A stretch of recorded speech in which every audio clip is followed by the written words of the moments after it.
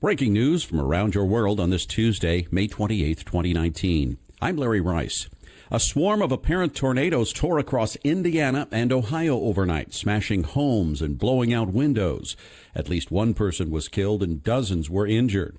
The storms were among 53 twisters that forecasters said may have touched down Monday across 8 states, stretching eastward from Idaho and Colorado. The winds knocked homes off their foundations, toppled trees, and hurled so much debris into the air it could be picked up on radar. Thunderstorms that spun off the Colorado twisters dropped hail as large as tennis balls, with pea-size hail reported in the Denver area. In Nebraska, which was hit with hail more than 2 inches in diameter, dozens of drivers pulled off Interstate 80 with broken windshields. Forecasters warned of the possibility of powerful thunderstorms during the Tuesday afternoon rush hour in the Kansas City area, as well as more bad weather in Ohio. Highway crews had to use snowplows to clear an Ohio interstate. Some of the heaviest damage was reported just outside Dayton, Ohio. About 25 million people from Wyoming to Ohio were at risk of severe weather. European regulators assessing changes to Boeing's grounded 737 MAX will scrutinize the jet's entire flight control system before a return to the skies can be approved. That review by the European Union's Aviation Safety Agency will include the plane's displays, alerts, and air data systems, as well as the aircraft's autopilot function, according to a letter written by EASA Director Patrick Key and seen by Bloomberg. The update was sent to members of the EU Parliament's Transport Committee in response to questions they raised last month about aviation oversight. The Boeing MAX jet was grounded earlier this year following 2 fatal crashes in Indonesia and Ethiopia that killed almost 350 people. According to Key's letter, in order for the MAX to fly in the EU, Boeing will have to show that the probability of a catastrophic failure is less than 1 in a billion flight hours, the standard for the aviation industry. He said when an action by a crew member is required to meet those odds, EASA will reevaluate both the man-machine interface and the training procedures for pilots. In each of the deadly MAX accidents, pilots tried unsuccessfully to pull the plane out of a dive that was triggered by an erroneous sensor. The European Union will not renegotiate the Brexit deal that Prime Minister Theresa May agreed to. That's the word Tuesday from Commission President Jean-Claude Juncker, as concerns grew that a successor to May, who is resigning late next week, could trigger a confrontation between the EU and Britain. Brexit is up in the air after May announced plans to step down, triggering a leadership contest in the ruling Conservative Party in the UK that could bring a new prime minister to power who wants a much more decisive break with the EU. One of the candidates, Foreign Secretary Jeremy Hunt, said it would be political suicide to pursue a no-deal Brexit, a reprimand to frontrunner Boris Johnson, who said last week that Britain should leave with or without a deal by the end of October.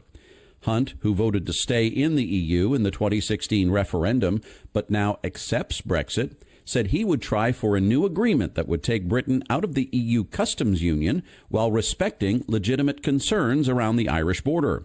The EU, though, said there would be no renegotiation. Any successor to May will have to accept that the Brexit divorce deal she agreed to will not be ratified by the current British Parliament, so they will have to find a solution to the Irish border issue that upset many lawmakers.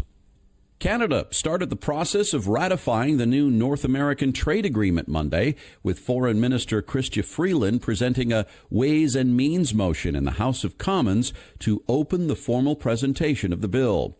The first step toward ratification came 3 days before a scheduled visit to Ottawa by Vice President Mike Pence, who will meet with Canadian Prime Minister Justin Trudeau to talk about how to move the treaty forward.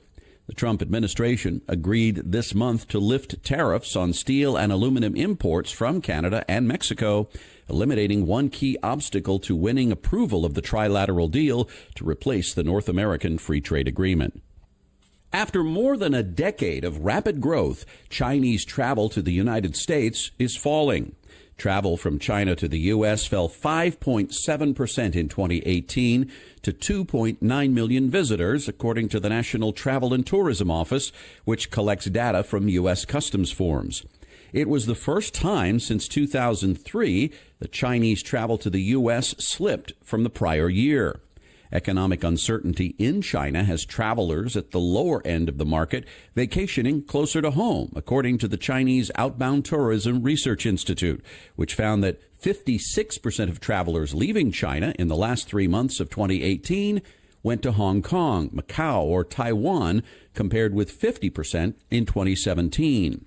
Those who do travel farther are seeking out more exotic destinations like Croatia, Morocco, and Nepal.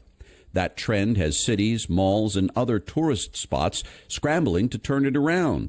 The U.S. welcomed more than 3 million Chinese visitors in 2016 and 2017, but last summer, China issued a travel warning for the U.S., telling its citizens to beware of shootings, robberies, and high costs for medical care. The United States shot back with its own warning about travel to China. Mexican prosecutors say a Japanese man who died aboard an airliner shortly after takeoff from Mexico City had ingested 246 packets of cocaine and went into cardiac arrest from a drug overdose. The statement was issued by the Attorney General's office for the northern state of Sonora, where an autopsy was performed following an emergency stop by the Aeromexico flight in Hermosillo. The prosecutor's office said the other passengers reported seeing the man convulsing in the early hours of Friday as the jetliner headed for Narita, Japan. Authorities identified the man only as Udo N. and said he had traveled to Mexico's capital from Bogota, Colombia. An American lawyer died Monday after reaching the summit of Mount Everest, bringing the death toll on the world's highest peak this climbing season to 11 people. 62-year-old Christopher John Coolish died while descending the mountain. The Colorado man appeared strong and reached the South Col at 25,918 feet, or just a little more than 3,000 feet below the summit, before he suddenly died. Coolish's family said he went up with a small group in good weather. The group climbed up after crowds that created dangerous waits at the top of the mountain had cleared. His family said in a statement, "He saw his last sunrise from the highest peak on Earth. At that instant, he became a member of the 7 Summit Club, having scaled the highest peak on each continent." Sports Illustrated is being sold for $110 million by owner Meredith Corporation. Authentic Brands Group is buying Sports Illustrated, but Meredith will continue running the iconic magazine under a licensing deal. Authentic will handle marketing, business development, and licensing functions. That includes licensing the magazine itself back to Meredith so that Meredith will continue publishing the print edition and the website. Among other things, Authentic handles Fry and Treetorn brands and parts of the Muhammad Ali and Elvis Presley estates. Sports Illustrated began publishing in 1954 and covers a wide range of sports as well as an annual swimsuit edition. Authentic says Sports Illustrated has an audience of more than 120 million people online and in print. Meredith got Sports Illustrated as part of its deal for Time Incorporated last year. Months after divorcing the world's richest man, Mackenzie Bezos has pledged to give at least half of her estimated $36.6 billion fortune to charity. Mackenzie became one of the richest people in the world after finalizing her divorce from Amazon's founder, Jeff Bezos, and she now ranks 22nd on the Bloomberg Billionaires Index. In a letter announcing her pledge, she said, "My approach to philanthropy will continue to be thoughtful. It will take time and effort and care, but I won't wait, and I will keep at it until the safe is empty." Her ex-husband, himself worth roughly $114 billion, praised his ex-wife's decision. He tweeted, "Mackenzie is going to be amazing and thoughtful and effective at philanthropy, and I'm proud of her." Mackenzie's decision is part of the Giving Pledge, an initiative that encourages the world's richest people to donate a majority of their wealth to charitable causes. The pledge was started by Warren Buffett and Bill and Melinda Gates in 2010 and has so far attracted the support of 204 wealthy individuals and families. And that's your update for this Tuesday, May 28th, 2019. I'm Larry Rice. Thanks so much for supporting this podcast and for listening, and I hope you have a wonderful week.